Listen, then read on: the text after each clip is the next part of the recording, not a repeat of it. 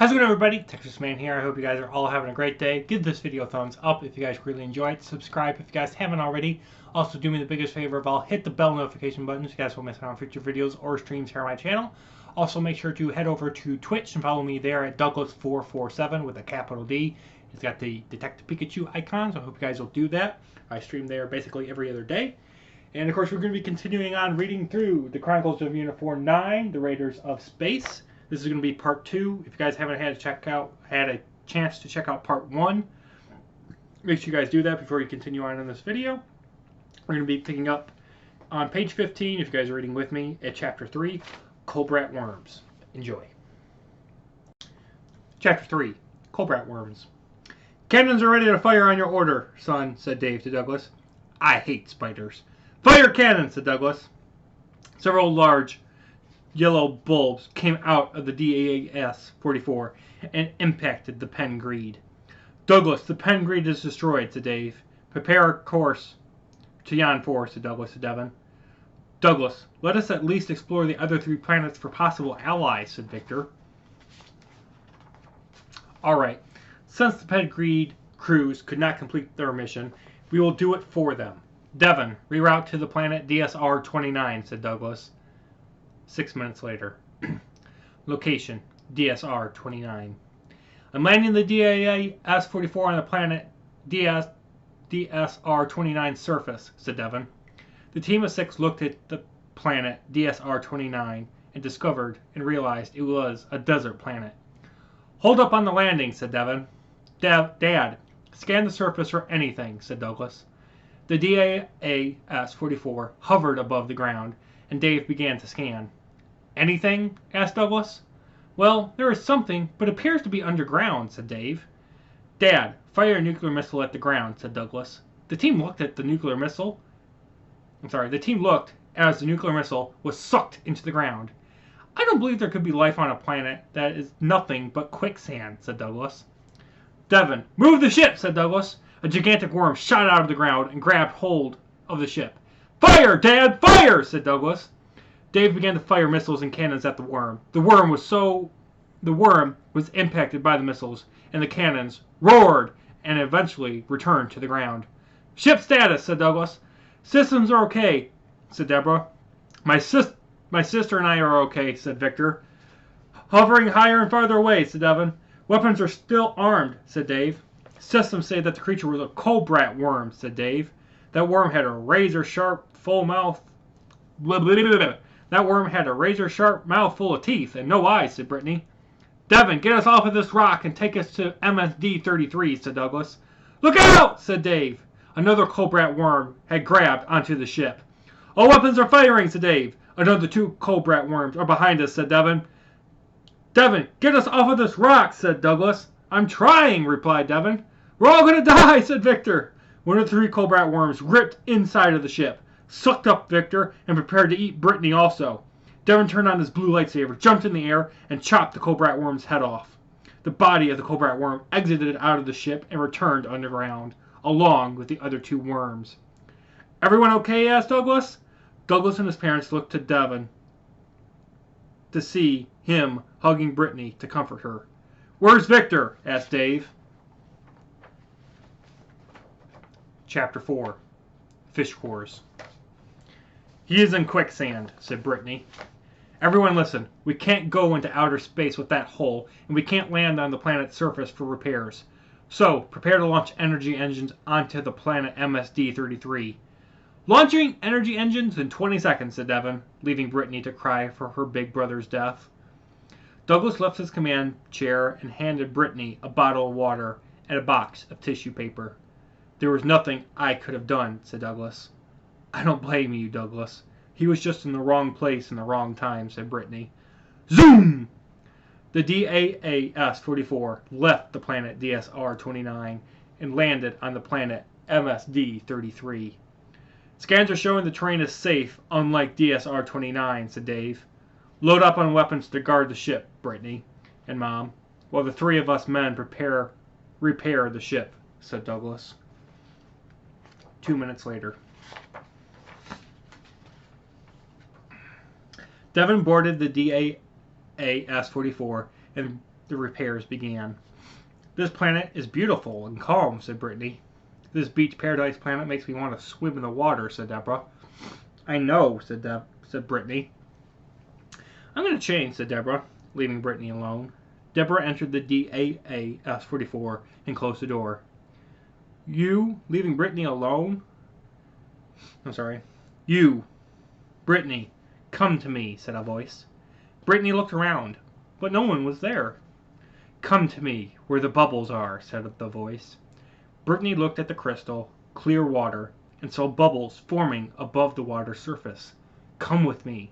I want to speak with you, said the voice. Brittany looked at the water as it turned dark blue and placed her hand in the water. Now, hold your breath, said the voice. A dark blue hand grabbed hold of Brittany's hand and pulled her into the water. Brittany, you can go get your bathing suit on, said Deborah. Deborah looked around and realized Brittany was missing. Mom, how are you? And where's Brittany? Asked Douglas. I don't know, said Deborah. Why are you in a bathing suit? Asked Douglas. Brittany and I were going to go swimming. When I returned, she was gone from her post, said Deborah. Get changed while I inform Dad and Devin to get our rifles, said Douglas. Within 5 minutes, Unifor was suited up, and Douglas had turned on the 20LC. She can't be too far away, said Douglas. Why would she leave our protection? I hope she's okay, said Devin, with a lover's tone. I found her. She is right where we're standing, said Douglas. Sorry, Douglas, but all I see is us, said Dave. She's not above this ground, said Douglas. Unifor realized that Brittany was underground. How do we get to her? Asked Deborah. We dig using our lightsabers, said Douglas. Unifor turned on their lightsabers and began to dig a circle in the ground. Location: underground, a cave. Brittany looked around to see that she was in a room with walls of water and that she was locked into a chair. Please do not worry or try to escape. I just want to ask you a few questions, and once I'm finished, you may leave, said a voice. Brittany looked to see a dark blue creature with the body of a human and the head of a fish exit out of the shadows. My name is Piloton, which, if you guys remember, was in Delta Force. My name is Piloton, and I'm a fish core, said the creature. I won't harm you. I just want to get to know you, said Piloton. Ask away, said Brittany. What are you, and why are you here? Asked Piloton. I am a human, and my friends and I came here after being torn apart on DSR-29 to repair our ship, said Brittany. Piloton released Brittany from her chair's bonds, but never touched the bonds themselves. Crash! The circular part of the underground cave collapsed to the floor. Brittany, are you okay? Asked Devin. I'm fine, said Brittany, looking up at Unifor. How did you get down there? Asked Douglas. My friend, Piloton took me underground to this cave to know why we were here, said Brittany. Unifor looked to see Fish Corps Piloton and lowered their blaster rifles, which were pointed at him. Just a second. We'll get a rope, said Dave. No need, human, said Piloton, which was moving his hands around and causing Brittany to float towards the surface. Thank you, Piloton, said Brittany. Piloton floated up onto the surface and replied, You're welcome.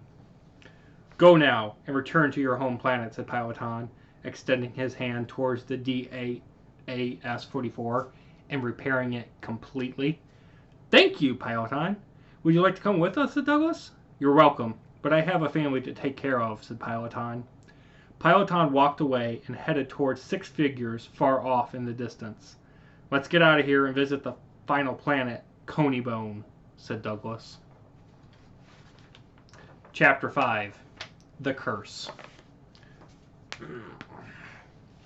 Unifor boarded the DAAS-44 and headed towards the planet Conybone.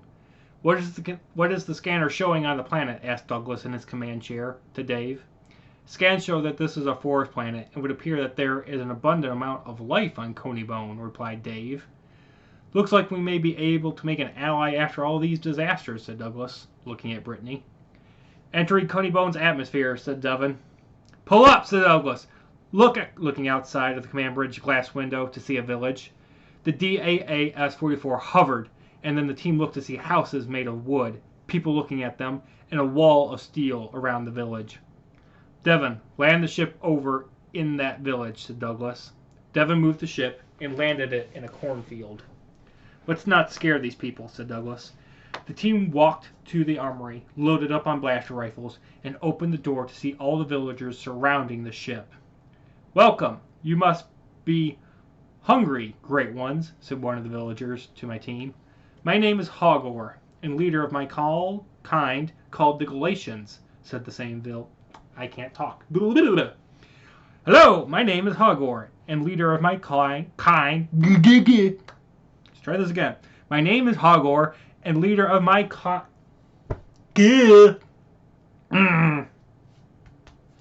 My name is Hogor, and leader of my kind, called the Galatians," said the same villager. "Great to meet you, Hogor, but we are not great ones," said Douglas. "Yes, you are great ones. Only the great ones could build such a device to survive past the Great Wall of Satan," said another villager. "This is my son, Edward," said Hogor. The team of 5 locked up the DAAS-44, walked through the crowd of Galatians, and was led into a house by Hogor and Edward. "Please sit and eat," said Hogor.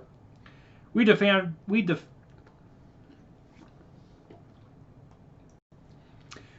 a few minutes alone before the feast," said Dave in an angry tone. Hogor and Edward left the house and closed the door. Dave walked over to the door and put a lock on the door. "Great idea to get them away from us," said Douglas to Dave. "We need to leave. Did you hear what they called that wall after? If they have a wall called the Great Wall of Satan, they must be his worshippers, or something," said Devon. "I agree. But since Satan is dead, maybe we can change their side," said Douglas. "Fine, but I'm having my blaster rifle ready," said Dave, unlocking the door. "Great! Now we can feast," said Hogor, entering the house along with Edward and a beautiful woman. "This is my wife, Susan," said Edward, introducing her to the great ones. Within the next minute, 20 other women came from another room of the house, carrying the following on trays made of wood: metal cups filled with fresh grape juice, steak, many unusual forms of fruits, corn on the cob, and even frozen cheesecake with chocolate and caramel drizzle. Oh, I'm hungry now. "Let the feast begin," said Hogor. The 20 women left the house, and the 5 humans and the 3 Galatians began to eat. "Tell me, Hogor, why are you called the Galatians and not just humans?" asked Douglas, after drinking from his cup of grape juice. "Our Lord Satan gave us that title before he took over Sam's body," answered Hogor. The team of 5 humans realized that these Galatians were true devil followers. "Why was the Great Wall of Satan built?" asked Douglas. "Satan built it to protect us. He told us that if any of us were to go past the wall, that they would die within seconds," said Hogor. "Here we can live for 10 years until we join our Lord Satan," said Susan. "Why can you live for only 10 years?" asked Douglas. "We did several bad deeds, and our punishment was Satan placing a curse of only living for 10 years, said Hogor. "Until Satan's enemies are destroyed, we will continue to bear this curse," said Edward. The team was shocked at all this information, and noticed that 10 years was slow to them because they looked 50 years old. "I'm sorry to report that Satan has been dead for many years," said Douglas. "How?" asked Hogor. "I killed him." "We told you that we are not great ones," said Devon. "We are the core, or what you would call Satan's foes," said Douglas. The 3 Galatians quickly stood up and pointed pistols at the 5 humans.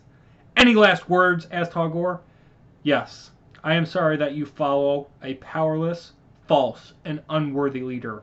Satan is dead, and I fear that soon his son, Nikolai Sith, will come and make you part of his army," said Douglas. Just before the 3 Galatians pulled the trigger on their guns, Douglas teleported the team of 5 onto the DAAS-44's command bridge. "Quickly, get us off of this planet," said Douglas. Devon began to start the takeoff procedures, while Dave prepared to fire the cannons and missiles at the army of 1,000 Galatians. "Look out!" said Deborah. Devon began to hover the ship and flipped it sideways to dodge an incoming missile. "Mom, raise the shield," said Douglas. "Firing cannons," said Dave. "We are out of here," said Devon, driving the ship out of Coney Bone's atmosphere and into outer space. "General Hogor, we failed to stop them," said Edward. "I see that, but the next time you better not fail me, said Hogor to his son. Location, the DAAS-44. Preparing to activate energy engine, said Devon, after looking at Brittany and smiling at her. Kaboom! The ship flipped upside down and twisted several times. Cords began to explode and white fumes started blasting all over the ship. Devon, even out the ship, said Douglas. Devon pressed a button on his screen and the ship returned to its normal flight, but the ship was still a mess. Mess. System status, said Douglas. Life systems and weapons are okay. Shields are at 20% and dropping slowly, said Deborah. The energy engines are gone, said Devon. Mom and Dad, go check out the energy engines. Devon, hold up the ship here. And Brittany, just stay calm, said Douglas. What happened? Asked Brittany. I think we were hit by a meteor, replied Devon. Hey guys, we are in the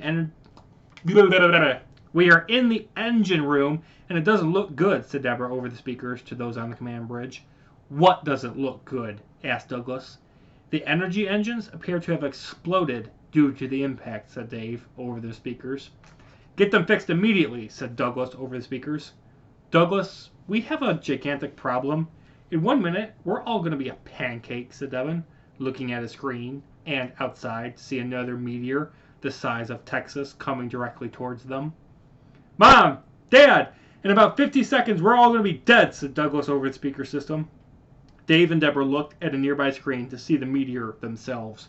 We're trying to repair the engine, said Dave. Impact in 30 seconds, said a computer. Everyone, it has been an honor battling evil with you, said Douglas over the speaker system. Impact in 10 seconds. 9, 8, 7, 6, 5, 4, 3, 2, 1, said a computer. A bright light appeared, and the DAAS-44 disappeared from no man's land. And that is it, guys. We finished the Chronicles of Unifor 9. This is, of course, the part 2 and the final part. Look forward to the Chronicles of Unifor 10, The Sea of Disaster, coming out very soon.